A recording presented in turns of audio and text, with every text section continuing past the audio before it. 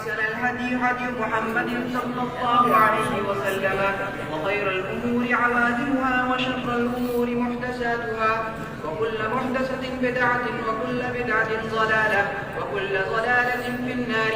وبالسند المتصل منا إلى الشيخ الإمام الهمام الحافظ الحجة أمير المؤمنين في الحديث أبي عبد الله محمد بن إسماعيل بن إبراهيم بن المغيرة بن بردسبة الجعفي اليماني البخاري رحمه الله تعالى.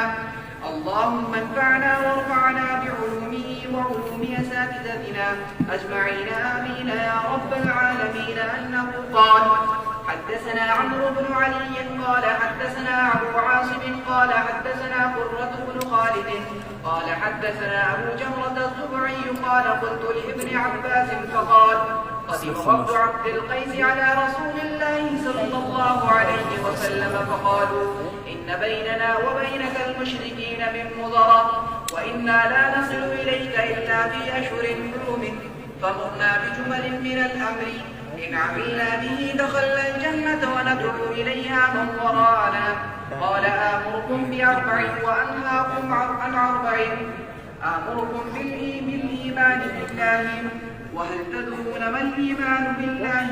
شهادة أن لا إله إلا الله وإقام الصلاة وإيتاء الزكاة وتعطوا من المغنم الخمس. وأنهاكم على أربع: لا تشربوا في الدباء والنقير والصروف المدفة والحنتمة.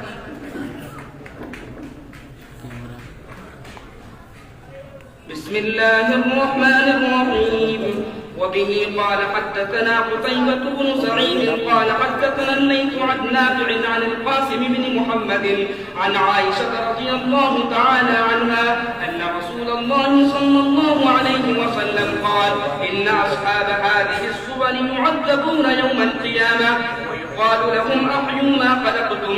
وبه قال حدثنا أبو النعمان قال حدثنا حماد بن زيد عن أيوب عن نافع عن ابن عمر رضي الله عنهما قال: قال النبي صلى الله عليه وسلم: إن أصحاب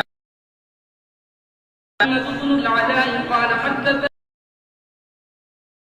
ابن فضيل عن عمارة عن أبي زرعة سمع أبا هريرة رضي الله عنه قال: سمعت النبي صلى الله عليه وسلم يقول: قال الله: ومن أظلم ممن ذهب يخلق كخلقي فليخلقوا ذرة أو ليخلقوا حبة أو شعيرة. بسم الله الرحمن الرحيم. باب قراءة الفاجر والمنافق وأصواتهم وتلاوتهم لا يجاوز حناجرهم.